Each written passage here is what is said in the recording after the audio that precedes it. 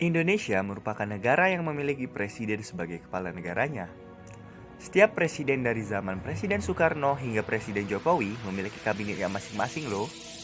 Sebagai contoh, Presiden Jokowi membentuk kabinet yang disebut Kabinet Indonesia Maju. Kabinet yang dibentuk bertujuan untuk membantu setiap urusan kenegaraan. Demokrasi liberal atau demokrasi konstitusional adalah sistem politik yang menganut kebebasan individu. Dalam demokrasi liberal, keputusan-keputusan mayoritas atau dari proses perwakilan atau langsung diberlakukan pada sebagian besar bidang-bidang kebijakan pemerintah yang tunduk pada pembatasan-pembatasan agar keputusan pemerintah tidak melanggar kemerdekaan dan hak-hak individu seperti yang tercantum dalam konstitusi. Dalam video ini, kita akan membahas tentang 7 kabinet pada masa demokrasi liberal.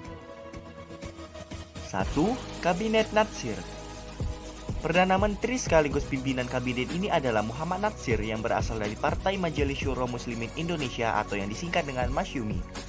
Terbentuk pada tanggal 6 September 1950, kabinet ini memiliki agenda diantaranya melakukan persiapan dan penyelenggaraan pemilihan umum untuk konstituante, melakukan konsolidasi dan penyempurnaan susunan pemerintahan, menggiatkan usaha untuk memenuhi dan menjaga keamanan dan ketentraman, menyempurnakan organisasi angkatan perang, sebisa mungkin memperjuangkan penyelesaian soal Irian Barat secepatnya, dan masih banyak lagi.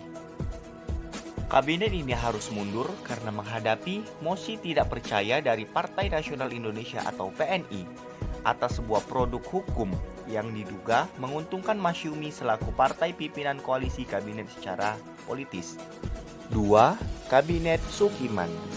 Perdana Menteri sekaligus pimpinannya adalah Sukiman Wirjo Sanjojo yang berasal dari Partai Masyumi. Kabinet ini merupakan hasil koalisi dari Partai Masyumi dan PNI.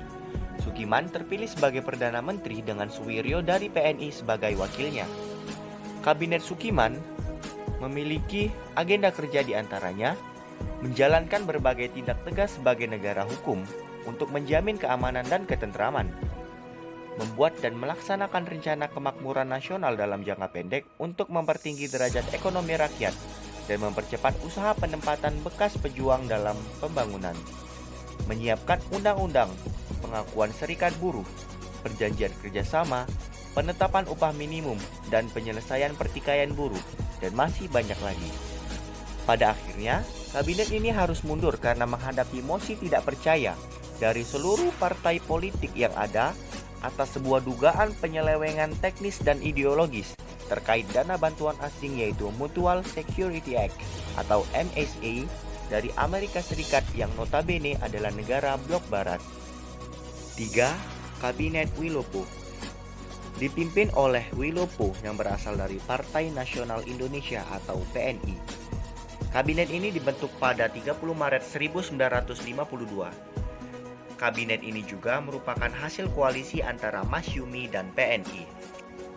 Ada beberapa hal pokok yang menjadi program kerja pada Kabinet Wilopo, diantaranya melaksanakan pemilu untuk konstituante dan dewan-dewan daerah, menyelesaikan penyelenggaraan dan mengisi otonomi daerah, memajukan tingkat penghidupan rakyat dengan mempertinggi produksi nasional, menjalankan segala sesuatu untuk mengatasi masalah keamanan dan kebijaksanaan sebagai negara hukum dan menyempurnakan organisasi, melengkapi perundang-undangan untuk meningkatkan derajat kaum buruh, serta mempercepat usaha-usaha perbaikan untuk pembaharuan pendidikan dan pengajaran. Kabinet ini harus mundur karena menghadapi mosi tidak percaya dari kelompok bernama Serikat Tani Indonesia atas tragedi untuk konflik berdarah yang bernama peristiwa Tanjung Merawa pada 16 Maret 1952. 4. Kabinet Ali Sastroamijojo I. Pemimpinnya adalah Ali Sastroamijojo dari Partai Nasional Indonesia dan wakilnya Wongsonegoro dari Partai Indonesia Raya atau PIR. Berhasil dibentuk pada tanggal 31 Juli 1953. Kabinet ini memiliki agenda diantaranya pelaksana pemilu, menumpas pemberontakan DITII, menyelenggarakan konferensi Asia Afrika, usaha pembebasan Irian Barat secepatnya, dan masih banyak lagi.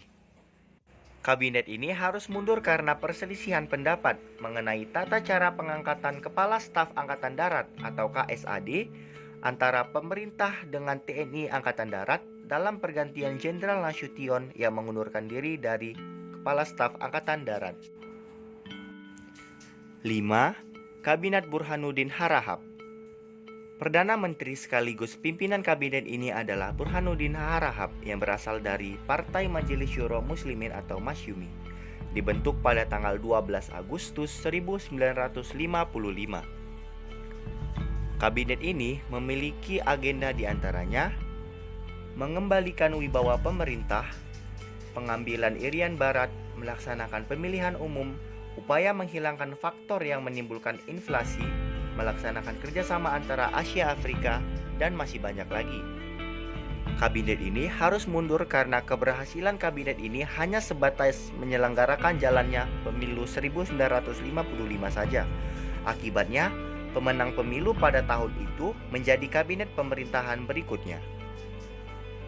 6. Kabinet Ali Sastroamidjojo II.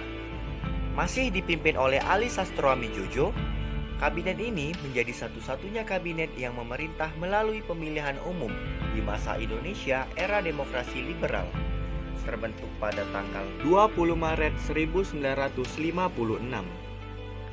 Kabinet ini memiliki agenda diantaranya pembatalan KMB, upaya perjuangan mengembalikan Irian Barat ke pangkuan Republik Indonesia, upaya pemulihan keamanan, dan memperbaiki pengawasan atas pemakaian uang. Kabinet ini harus mundur karena pemberontakan antara PRRI dan Permesta, serta adanya konflik di dalam badan konstituante dan terjadinya perpecahan dalam kabinet antara PNI dan Masyumi. 7. Kabinet Juanda. Dipimpin oleh Juanda Kartawijaya yang merupakan tokoh profesional atau teknokrat, dibentuk pada tanggal 9 April 1957. Kabinet ini memiliki agenda diantaranya membentuk Dewan Nasional, pembatalan KMB, upaya normalisasi keadaan negara, perjuangan Irian Barat, dan masih banyak lagi. Pada akhirnya, kabinet ini harus mundur karena perubahan sistem politik yang dilakukan Presiden Soekarno melalui sebuah peristiwa besar yang bernama Dekret Presiden pada tanggal 5 Juni 1959. Itulah 7 kabinet yang menjalankan pemerintahan pada masa demokrasi liberal. Semoga apa yang disampaikan pada video kali ini dapat bermanfaat bagi kita semua ya. Dadah!